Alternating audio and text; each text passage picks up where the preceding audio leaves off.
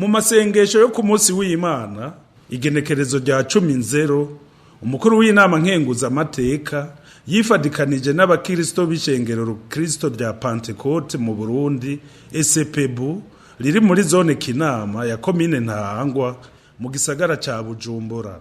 Nyeniteka Sinzohagera yasavye abakristo b'iryo shengero gukorana umwete kugira ubumwe n'urukundo kugwanya ikiza ca coronavirus gusukura aho baba n'ibindi.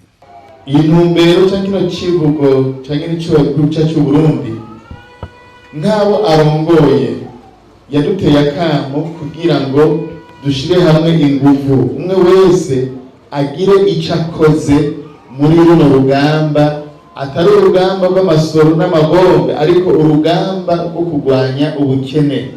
Abambere rero tugeza kumva cyane ni twebwe abana b'Imana twitwa ko dusenga.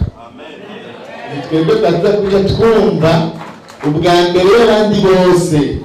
Aha rero bidusaba yuko tugira koko urunani nabwo bidusaba kugira ubumwe, urukundo rukagwira, ubumwe bukagwira mu budasa bwacu dushike ku bintu bikomeye. Ubudasa bwacu umusanzwe izo nguvu zacu hamwe umubiri w'umuntu wo ugizwe n'umutwe gusa cyamwiyumvira uyo muntu yiremwe cyamumwita, ariko umubiri uba umubiri kubera ko ugizwe n'ibice byinshi cyane bitandukanye. Ibyo nibyo bice bituma umubiri ushobora kwitwa umubiri kandi uyo muntu agakora ibikorwa byinshi. Abari muri no komine nino zone ikibazo kijanye n'isuku, gusukura igisagara, komine n'iyi zone,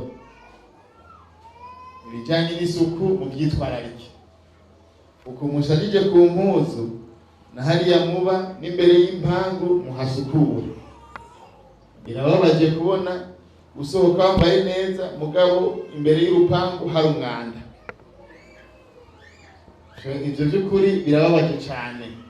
Twitwa ko turi mu gisagara ugasanga ikanivo imbere y'urupangu yarazivye, ikanivo imbere y'urupangu isigaye ari yo gutabo iyarara. Ibyo bintu bwoko bw'Imana tubihagarike kuko navyo biri mu bintu bidukwegera ingwara nyinshi. Mu nyuma Nyeniteka Sinzohagera asanzwe ari umukozi w'Imana w'ishengero Kristo yarigishije ubutumwa bwiza yerekana ko Imana ariyo yonyene mwizigirwa nk'uko Zaburi y'Ijana na 38 ibisigura.